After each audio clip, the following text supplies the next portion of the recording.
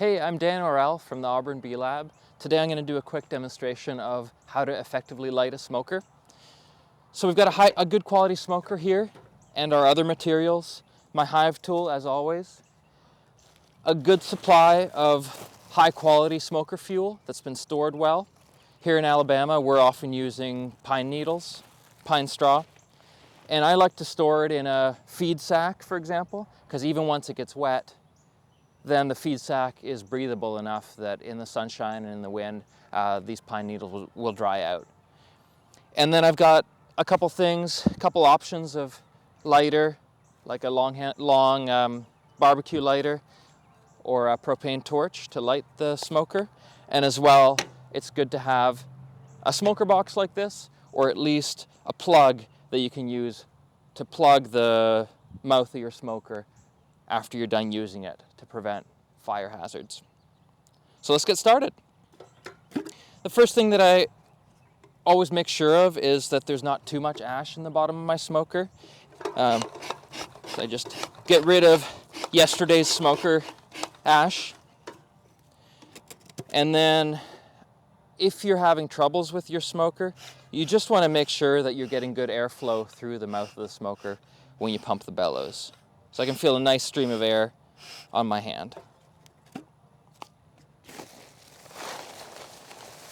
I'm going to start by lighting a small handful of pine straw.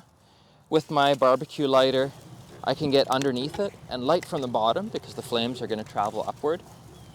I'm going to settle that into the bottom of the barrel of the smoker, fuel chamber, and compress it a little bit, but really focus on getting it well lit.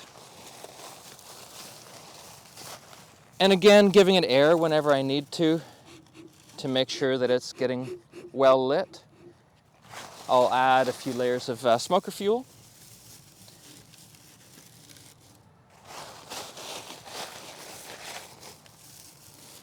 Now that the smoker is gently packed with smoker fuel, you could go work a colony like this because it's already giving out a nice smoke.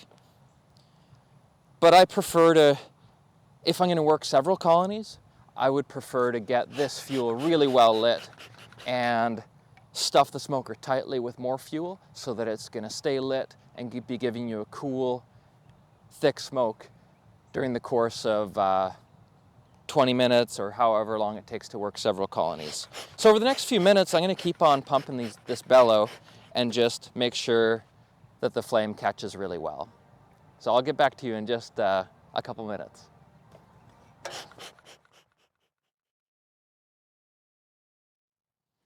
Over the past few minutes, I've periodically pumped the bellows on this smoker. It's really well lit, so at this point I can fill it to the brim and rely on it giving me good smoke for quite a while.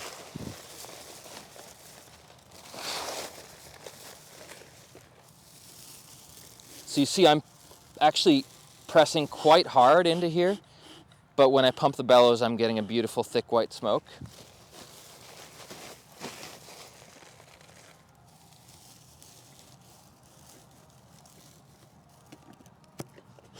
And again, to reiterate, what we're looking for is a smoke that is cool and dense, and some signs of a cool, dense smoke are it should be nice and white, and it should be cool to the touch.